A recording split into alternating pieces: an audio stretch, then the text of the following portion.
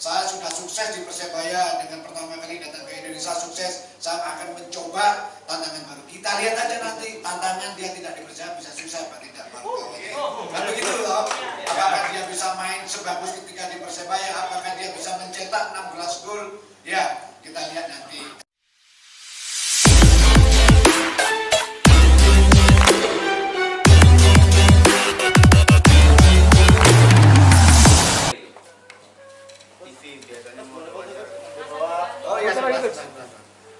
Dulu ya Mas.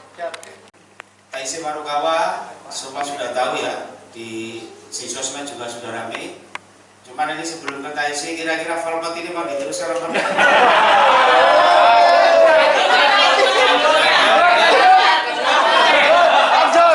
Perlu tanya ke teman-teman media. Kontra selamanya. Kita naturalisasi format. Bukan kota pemanasan, naturalisasi. Ya teman-teman sekalian, nanti kita akan menambahi ini soal Marukawa kita hanya meluruskan, tidak untuk berpolemik atau berdebat ya. Karena kebetulan saya pribadi juga terlibat dalam proses untuk Marukawa itu.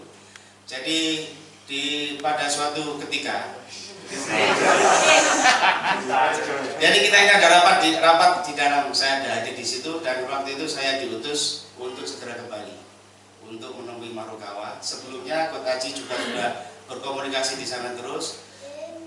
Kami sudah bertemu langsung dengan Marukawa. Intinya Persebaya sangat berminat untuk dia ada tetap di Persebaya, dan dia ada di dalam daftar nomor 1 pemain yang harus dipertahankan oleh Persebaya. Itu kita clear, kita secara teknis dan non teknis sudah satu kata, harus bertahan.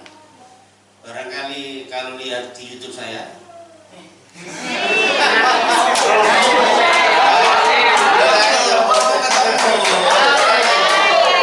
kita makan siang masakan Jepang sama Marukawa. Kita sampaikan, jadi tentang harapan kita dia supaya stay di sini. Itu sudah lama sekali, lama. Jadi terus dalam perjalanan, apa yang disangkakan oleh Marukawa waktu itu adalah dia menghormati tawaran Persebaya, tetapi dia ingin fokus menyelesaikan kompetisi. Oke, kita respect dan kita hormati. Begitu juga Coach Aji juga berulang kali menanyakan di sela latihan atau di sela ini ditanyakan, dia Coach, saya mau menyelesaikan urusan kompetisi ini sampai selesai. Seiring waktu, jadi tidak hanya dengan pemain, saya juga kita manajemen juga komunikasi dengan agennya beberapa kali kita berkomunikasi. Sama jawaban dari agen, Pak, orangnya Marukawa masih mau fokus di kompetisi, penyelesaian kompetisi. Kemudian dalam beberapa hari kemudian ada perkembangan, agennya itu menyampaikan ke kita, dia katanya sudah tidak dipakai oleh Marukawa. Waduh, kita kaget juga. Kok bisa, kenapa enggak bisa? Jadi ada di apa itu, kalau di website itu Transfermarkt itu ya, itu kan ada. Jadi nama agennya ini sudah tidak ada. Terus agennya ini cross check ke Transfermarkt itu, kenapa kok bisa namanya ada? Ternyata katanya ini versi agen, requestnya dari si pemain gitu. Jadi kita kemudian coba jalan memutar lagi. Kita menemui lagi Marukawa dan jawabannya masih tetap sama. Belum ada untuk merespon tawaran dari kita. Dan sampai hari ini, detik ini, ketika Marukawa sudah terikat akhir kontrak dengan kita per 31 Maret kemarin, sampai hari ini juga tidak ada angka yang ditawarkan Marukawa kepada kita atau merespon angka yang kita berikan. Dan angkanya memang untuk Marukawa memang bukan kaleng-kaleng, angka tinggi memang waktu itu. Tetapi sampai sekarang belum ada respon. Jadi kita, makanya kemarin ada berita bahwa kegagalan dalam negosiasi, tidak cocok harga atau apa. Jadi ini sekedar luruskan, tidak untuk berpolemik. Marukawa juga sudah tidak bersama kita, hanya minta tolong kepada teman-teman media. Ini ceritanya seperti itu. Jadi biar ini menjelang bulan puasa, biar hati kita bersih, tenang, jalani puasa. Ya. Jadi untuk urusan Marukawa itu adalah, ini bukan versi manajemen atau versi tidak. Ini Coach Aji juga, mohon maaf, ini puasa Dawudnya juga rutin Coach Aji. Jadi ini orang baik. Jadi beliau ini kalau saya jangan tidak baik, ini ada operasi. Dan kami berdua ini terlibat dalam proses Marukawa. Ya. Ini urusannya dunia akhirat untuk ini saya tegesin seperti itu supaya ini, mohon maaf ya, ini juga tidak untuk berpolemik lagi di belakang hari dan sebagainya. Enggak. Ini hanya kita luruskan biar jalan sejarah ini benar gitu aja. Ya, silakan untuk ditanya. Ya, begini, masalah Marukawa itu memang mungkin Pak Ram yang makan kedua sama Pak Nanang saya nggak ikut. Tapi bukan saya yang pertama ikut komplit, yang kedua saya nggak ikut. Nego memang sudah dilakukan. Dan artinya begini, malam-malam saya diajak Pak Nanang sama Pak Ram ngomongin masalah Marukawa. Bahkan kompetisi belum selesai pun Pak Presiden sudah menyampaikan ke saya, Coach Haji, Marukawa amankan.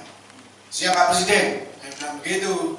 Nah, akhirnya Marukawa memang ditanya, itu nggak sampai detik ini dia tidak pernah mengungkapkan minta berapa ke Persebaya, tidak pernah. Saya ngomong begini berulang-ulang kali sampai kapanpun tidak akan berubah karena tidak bohong. Gitu. Jadi Marukawa tidak pernah mengungkapkan dia minta berapa. Ada bagusnya juga dia mengatakan, Marukawa bagaimana kamu ke depan? Coach, saya masih fokus untuk menyelesaikan kompetisi. Artinya dia sifat profesional dia punya, kita harus apresiasi itu. Pikiran kami, pikiran Pak Nanang, pikiran Pak Ram, pengurus yang lain adalah oke, mungkin nanti setelah kompetisi baru dia mengungkapkan minta berapa. Tetapi sampai detik-detik terakhir pun Marukawa masih tidak mengungkapkan keinginannya dia. Yang perlu kita garis bawahi, kita tetap harus mengapresiasi keputusannya. Tidak ada yang salah dengan kepergian Marukawa. Pengurus tidak salah, Marukawa tidak salah, dan agennya pun juga tidak salah. Agennya itu bahkan mengatakan sama saya, mengatakan dengan manajemen, ditanya Marukawa memang juga tidak mau mengeluarkan nominal kepada manajemen, kepada agennya pun juga menyampaikan kepada saya. Nah itulah. Tetapi menurut saya sekarang udah tahu Marukawa sama striker Arema Fortes ke Semarang, nggak ada masalah, itu normal dalam dunia sepak bola biasa, nggak perlu ada yang dipandang sesuatu hal yang spektakuler.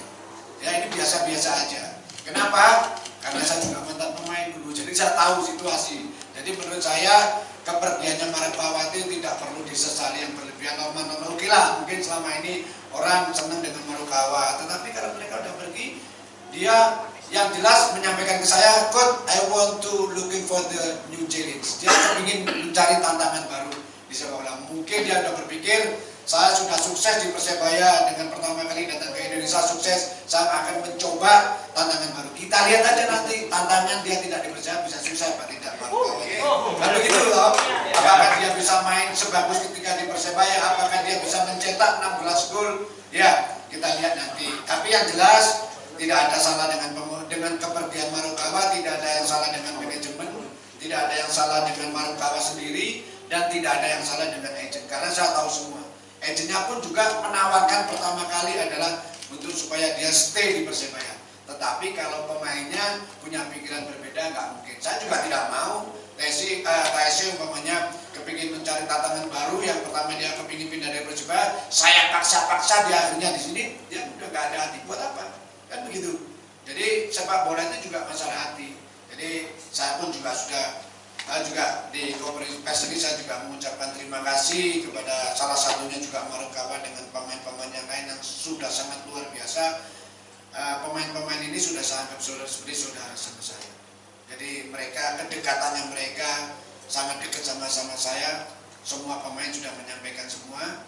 Jadi itu kepergian Marukawa biasa-biasa aja, tidak perlu dipandang sesuatu yang luar biasa, karena manajemen juga sudah berusaha untuk mempertahankan, agennya juga sudah mengarahkan untuk tetap stay.